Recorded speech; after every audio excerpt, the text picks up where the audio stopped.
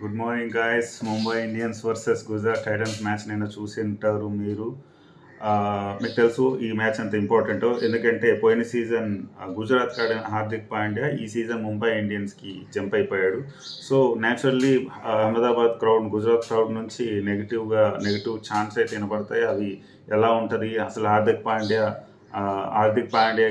ముంబై ఇండియన్స్ని గెలిపించగలడా, హార్దిక్ పాండ్యా లేని గుజరాత్ టైటన్స్ గెలుస్తుందా, హార్దిక్ పాండ్యా వెళ్ళి ముంబైని గెలిపిస్తుందా అనే ఒక రకమైన ఎగ్జైట్మెంట్తో జరిగింది నా మ్యాచ్ అంతా.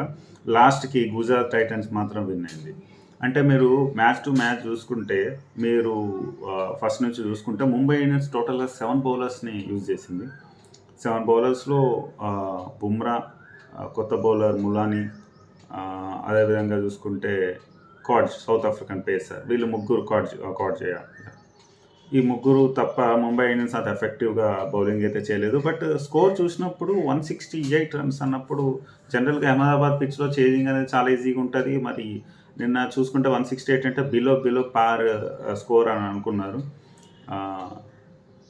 శుభ్మాన్ గిల్ కూడా ఎక్స్పెక్ట్ చేసిన అందరు బాల్ టు బాల్ ఆడారు. చూసుకుంటే స్కోర్ కార్డ్ మీరు సాయి సుదర్శన్ చూసుకున్న, రాహుల్ తివాటియా కూడా లాస్ట్లో వచ్చి కొట్టినేసప్పటికీ పెద్దగా ఎఫెక్టివ్గా ఎవరు T20 స్ట్రోక్ ప్లే టైప్లో ఆడినట్టు అనిపించలేదు.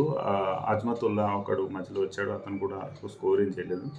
ఒక 50 కూడా కొట్టకుండానే 168 ఫర్ 6 వికెట్స్. ఓకే, ఆ స్కోర్ని డిఫెండ్ చేయగలుగుతా లేదా అనేది పక్క పెట్టేస్తే 100% చేజబుల్ అనుకున్నారు. కానీ ఇషాన్ కిషన్ చాలా ఎర్లీగా అవుట్ అవడం, రోహిత్ శర్మ ఉన్నంత వరకు అయితే మ్యాచ్ చాలా పర్ఫెక్ట్గా ఉంది, పర్ఫెక్ట్గా వెళ్తుంది కూడా. ఐ థింక్ 12th ఓవర్ వరకు కూడా చేజబుల్గానే ఉంది. కండిషన్స్ తగ్గట్టు రోహిత్ శర్మ ఒకడు బాగా ఆడుకుంటూ వెళ్ళిపోతున్నాడు. మధ్యలో నమన్ ధీర్ అనే కొత్త బ్యాటర్ వచ్చాడు. అతను 10 బాల్ 20 రన్స్ కొట్టేసి ఒక మెరిపించేసి వెళ్ళిపోయాడు. కానీ Brevis ball to ball, Tilak Varma ball to ball, even Tim David వచ్చి బాల్ టు బాల్, అంటే క్రూషియల్ టైమింగ్స్ అందరూ బాల్ టు బాల్, అంటే ఆ విధంగా చాలా టైట్ లైన్స్ ఇస్తారు గుజరాత్ టైటన్స్. చాలా టైట్ లైన్స్. మీరు రషీద్ ఖాన్ చూసుకున్నా, ఇంకా మన మోహిత్ శర్మని చూసుకున్నా, చాలా సాయి సుదర్శన్ కూడా వేసాడు. ఐ థింక్ 3 ఓవర్స్ వేసినట్టున్నాడు, 3 or 4 overs, let me check.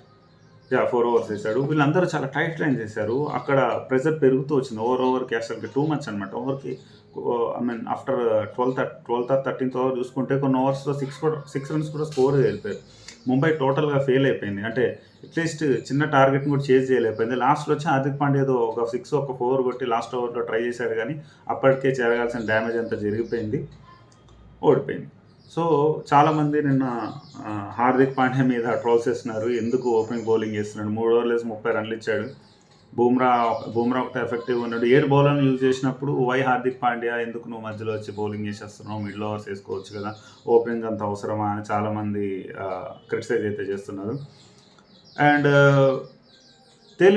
ఒక విధంగా తేలిపోయింది. అంటే గుజరాత్కి హార్దిక్ పాండ్యా లేకపోయినా పర్లేదు, బట్ ముంబై ఇండియన్స్కి హార్దిక్ పాండ్యా ఉన్నా లేకున్నా పెద్ద డిఫరెన్స్ ఏం లేదని చెప్పి కంక్లూడ్ ఇస్తున్నారు. But that's not correct. ఎందుకంటే ఇది చాలా ఎర్లీ మ్యాచ్. అంటే ఒక్క మ్యాచే చేయండి, ఒక్క మ్యాచ్తో మనం ఎవరిని జడ్జ్ చేయలేము. హార్దిక్ పాండ్యాని కానీ గుజరాత్ టైటన్స్ని కానీ ఎవరి టైం ఎలా ఉంటుందనేది ఇప్పుడే చెప్పలేం. ఒక 3-4 మ్యాచ్లు అయితే అసలు ప్రతి టీం ఒక స్ట్రెంగ్త్ ఏంటి, వీక్నెస్ ఏంటి, అసలు వాళ్ళ ఎజెండా ఏంటి, వాళ్ళ ప్లాన్స్ ఏంటి, వాళ్ళ ఇదేంటి అంతా తెలవడానికి 2-3 మ్యాచ్లు పడుతుంది. ఇప్పుడే మనం డిసైడ్ అయిపోయి ఏం చెప్పలేం. బట్ స్టిల్ ముంబైలో అయితే ఒక రకమైన ఇది కనిపించదు, ఎప్పుడు ఉండేది. అంటే ఒకరు కాకపోతే ఒకరు వచ్చి స్టెప్అప్ అయ్యి కొట్టేసే ముంబై ఇండియన్స్ టీమ్స్ నేనైతే అలా కనిపించలేదు బ్యాటింగ్ విషయంలో మాత్రం. లైక్ ఎవరికాళ్ళు బాగా ప్రెజర్లో ఉన్నట్టు ఫీల్ అయ్యారు. ఒకప్పుడు పోలార్డ్ కింద ఉండి వచ్చేసి కొట్టేస్తాడని ఉండే, వెరీ ఫ్యూ మ్యాచెస్లో పోలార్డ్ ఫెయిల్ అయ్యేవాడు. బట్ నేను ఎందుకో ఒకసారి రోహిత్ శర్మ అవుట్ అయిపోయాక మిగతా ప్లేయర్స్ అంత ఎఫెక్టివ్గా ఆడినట్టయితే నాకు అనిపించలేదు.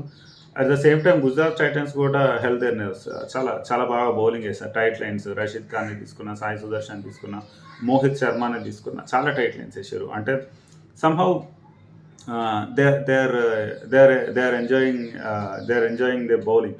అంటే ఎక్కడ ప్రెజర్ లేదు, ఆ చిన్న టార్గెట్ కదా అనే ఒక ఇది లేదు.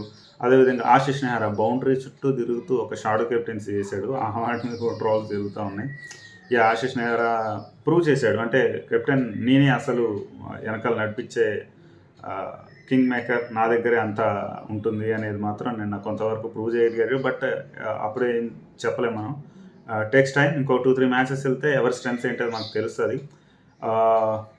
నెక్స్ట్ మ్యాచ్ ప్రివ్యూతో మళ్ళీ కలుద్దాం. Thank you guys. నచ్చితే లైక్ చేయండి, సబ్స్క్రైబ్ చేయండి, ఫాలో చేయండి ఆ channel. Thank you for your support.